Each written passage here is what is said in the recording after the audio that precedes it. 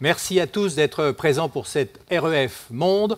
Et pour conclure cette session qui a été passionnante, où on a vu les défis, les enjeux, on a fait preuve à la fois d'optimisme et de réalisme sur la puissance de l'Europe, sur le duel entre les États-Unis et la Chine. J'ai donc le plaisir d'accueillir maintenant Henri de Castres, le président de l'Institut Montaigne, l'ancien président d'AXA, administrateur de HSBC, de Nestlé et évidemment de Stellantis. Bonjour Henri de Castres. Bonjour Ulysse Gosset, merci de m'accueillir. Alors, on ne va pas résumer cette session en un mot, mais je voudrais remontrer ce sondage de l'IFOP qui a été rendu public à l'occasion de cette REF Monde et qui ne laisse aucun doute sur la perception des Français sur l'état du monde. La Chine, on le voit, est déjà considérée comme la plus grande puissance commerciale. Alors, ça ne veut pas dire la plus grande puissance économique ni la plus grande puissance géopolitique, mais quand même, les Français pensent qu'elle va le rester, cette grande puissance commerciale, alors que les États-Unis, selon eux, sont déjà relégués au second rang. Alors je vous pose la question, est-ce que les Français ont raison ou ont-ils tort? On a vu dans le débat que certains pensaient que les jeux n'étaient pas faits. Quel est votre sentiment à vous? Ils ont raison, je pense, Ulysse Gosset, mais bon, le résultat est peut-être un peu caricatural parce que je ne pense pas que le déséquilibre de puissance soit aussi prononcé que les résultats mécaniques du sondage le montrent. C'est un sujet plus général, c'est-à-dire je crois qu'il y a l'Ouest, notre monde, doit s'habituer à ce que, si on prend une approche multiséculaire, sa place revienne un peu plus à la normale et que des puissances qui ont été des puissances très importantes dans le passé mais qui avaient reculé en termes relatifs reprennent leur place en s'ébrouant et quand des animaux de grosse taille s'ébrouent, ça fait du bruit, ça fait trembler la terre, ça fait bouger les arbres et ça génère de l'inconfort. Alors effectivement, dans l'histoire, on a vu que la Chine avait été puissante et qu'elle a été affaiblie et qu'elle retrouve cette puissance d'antan. Est-ce qu'on assiste au déclin de l'Occident, au fond? Je n'aime pas trop parler de déclin parce que le déclin, c'est un recul. Or, l'Occident continue à croître, sa technologie continue à s'améliorer. Il y a un sujet sur sa démographie, mais c'est un sujet que partagent les Chinois, comme les derniers éléments l'ont montré. Donc c'est plutôt un repositionnement et un retour à la normale qui a des conséquences profondes sur l'influence de l'Occident dans l'ensemble du monde. C'est plutôt ça, c'est-à-dire ça n'est pas un déclin de richesse, en tout cas pas encore, ça n'est pas un déclin de créativité, c'est simplement que les compétiteurs dans ce jeu se sont affûtés, qu'un certain nombre d'entre eux commencent à refaire leur retard, et surtout, et c'est pour moi le point géopolitique le plus important, l'Ouest a vécu depuis la fin de la Seconde Guerre mondiale sur le sentiment que le partage de valeurs communes pouvait conduire à construire un cadre institutionnel que tout respecterait et à l'intérieur duquel pourrait opérer une diplomatie de bonne aloi. C'est cela qui est en train de craquer. C'est-à-dire que nous ne partageons pas, ou moins, de valeurs communes.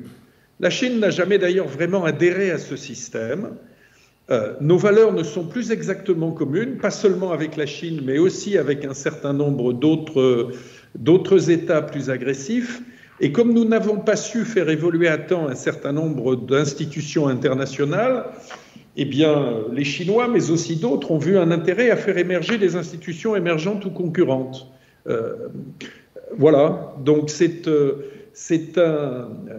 une entrée dans un monde dans lequel les valeurs occidentales ne dominent plus, notre poids relatif est en train de baisser. Ça va changer les rapports de force diplomatiques, ça va changer les rapports de force économiques et ça nous oblige à nous comporter de manière différente.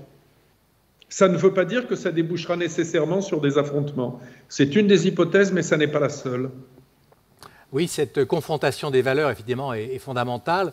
Bon, on l'a vu sur l'enjeu de Hong Kong, on le voit également sur la situation en Chine, dans le Xinjiang. Ça crée des tensions quand même. Et ça inquiète beaucoup de monde parce qu'on se demande jusqu'où ça va aller, parce qu'il y a également un durcissement autoritaire en Chine, un contrôle.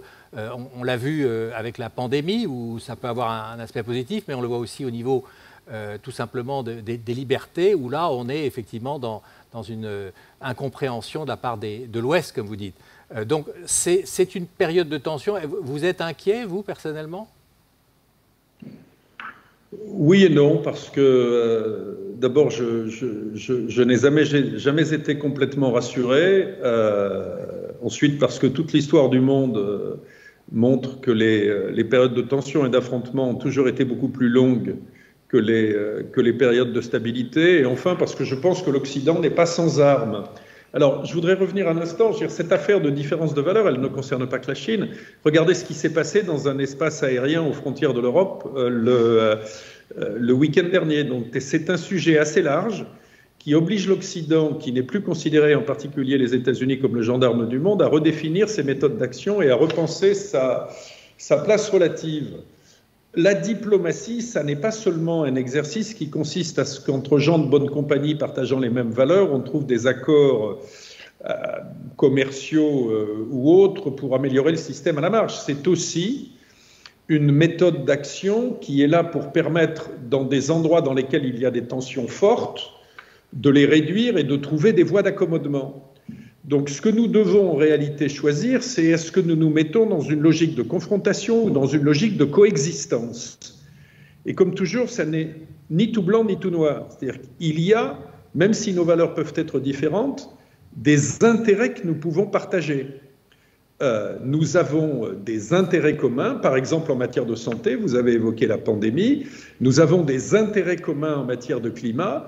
Comment pouvons-nous essayer de faire avancer les agendas sur les sujets dans lesquels nous avons des intérêts communs et comment pouvons-nous essayer de détendre les agendas sur les sujets sur lesquels la confrontation est un risque et un risque de déboucher sur un affrontement.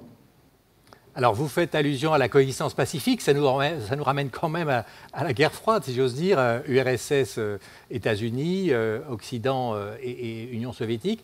Alors, ce qui est très important, c'est que si on est dans une période de guerre froide, elle est froide. Il ne faut pas qu'elle soit chaude. Mais c'est ça, donc, l'objectif, c'est empêcher l'affrontement et établir cette coexistence pour préserver les intérêts communs pour l'avenir du monde, notamment en matière climatique. C'est peut-être l'enjeu essentiel pour nous. Alors, je crois que ça n'est pas exactement... Il y a des aspects communs avec la guerre froide, mais il n'y a pas que cela. C'est-à-dire c'est beaucoup moins binaire. Le monde est beaucoup plus granulaire. Les choses se passent beaucoup plus vite, de façon beaucoup plus éclatée. Il y a un nombre croissant de pays qui jouent un rôle majeur dans le développement mondial. On ne peut pas à la fois avoir voulu qu'il y ait de plus en plus d'acteurs dans le développement de l'économie et du commerce mondial et ensuite dénier à ces acteurs le droit de prendre la parole. Donc c'est beaucoup moins simple que ça ne l'était dans les années 50. Et ça conduit l'Ouest à réfléchir sur ce que doit être la nature exacte de ces alliances. C'est-à-dire, est-ce qu'il faut se contenter de travailler exclusivement de façon coopérative avec des gens qui ont exactement les mêmes valeurs que nous, ou est-ce qu'il faut, pour éviter que, je dirais, les gens qui sont en face ne gagnent trop de poids, est-ce qu'il faut, sur un certain nombre de sujets, accepter des compromis et de temps en temps trouver des terrains d'entente sur des sujets qui peuvent varier avec des gens qui ne partagent pas forcément 100% de notre feuille de route.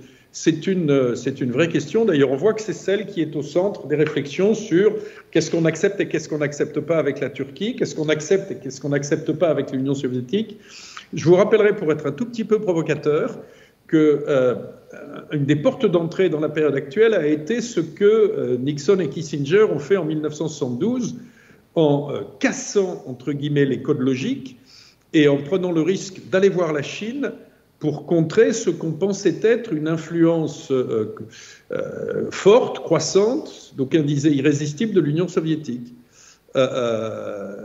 Quels sont les gestes forts qui, aujourd'hui, permettraient de casser les boîtes logiques pour essayer de éviter ces logiques d'affrontement et redonner à l'Ouest quelques alliés? C'est un très beau sujet de réflexion pour les diplomates, et pas seulement. Mais tout ça va remettre en cause aussi dans le monde de l'économie, puisque une grande partie des auditeurs aujourd'hui sont des chefs d'entreprise. Ça remet en cause, ou ça oblige à réfléchir ce qu'étaient nos modèles de développement. Moi, j'ai eu la chance de diriger pendant très longtemps un groupe qui s'était convaincu que le bon modèle était le modèle global, et que ce modèle global comportait la nécessité d'aller opérer sur des territoires comme la Chine.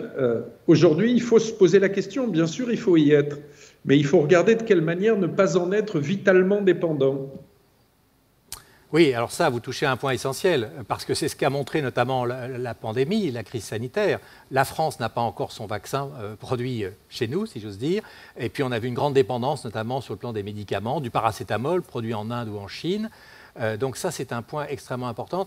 Comment les entreprises françaises et européennes, justement, peuvent-elles faire valoir leurs atouts ? Je pense que l'Europe a de très nombreux atouts, mais je pense qu'il faut d'abord qu'elle se rende consciente de ce que sont les véritables enjeux. Il y a eu des débats assez confus, en fait, sur la relocalisation, sur tout cela. Moi, je ne crois pas aux relocalisations artificielles. En revanche, je pense qu'il y a un certain nombre de secteurs stratégiques sur lesquels il faut que l'Europe accepte d'investir assez lourdement pour avoir ou regagner une indépendance stratégique qui avait été un peu compromise par une constitution de lignes d'approvisionnement dans laquelle le facteur dominant, qui avait la pondération la plus forte, était simplement le prix.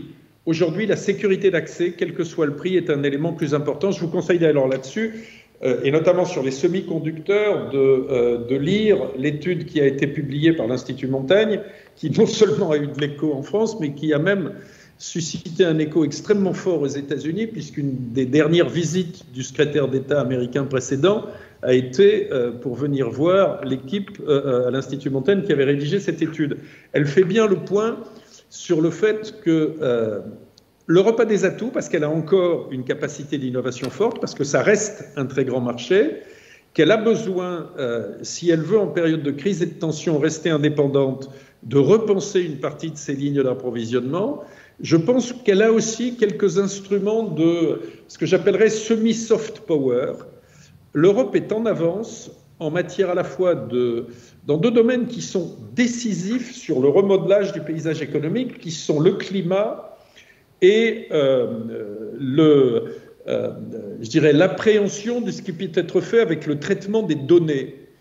Sur ces deux sujets, l'Europe a à la fois sur le climat des analyses et une avance à la fois sur la Chine et sur les États-Unis qui lui permettent quelque part d'essayer d'aider à définir les normes, et en matière de données, de compréhension de ce que sont les implications sur la vie privée, sur la démocratie, sur l'équilibre entre la recherche d'informations et la nécessité de préserver l'anonymat. Ce sont des éléments dans lesquels la réflexion européenne et son effort de définition de normes et de régulation lui donne un temps d'avance. Ça n'est pas avoir des GAFAs capitalisant des centaines de milliards, mais c'est avoir une capacité indirecte d'influence, entre guillemets, pacifique mais utile. Donc, des investissements stratégiques lourds dans quelques secteurs pour regagner une indépendance stratégique, une recherche de soft power intelligent dans la définition de ce que doivent être les règles de comportement sur des domaines aussi critiques que la transition énergétique et la transition digitale. Ce sont des endroits dans lesquels l'Europe peut exceller si elle s'en donne les moyens, en y rajoutant bien sûr qu'elle ne sera respectée, et Arnaud Danjean a dit beaucoup de choses là-dessus, que si elle est capable en matière de défense de sa propre sécurité de changer de braquet. Tout ceci ne sera possible évidemment que si les différents États européens acceptent d'abord de faire évoluer leur mode de gouvernance et surtout ne continuent pas à retarder ce que sont leurs réformes domestiques indispensables.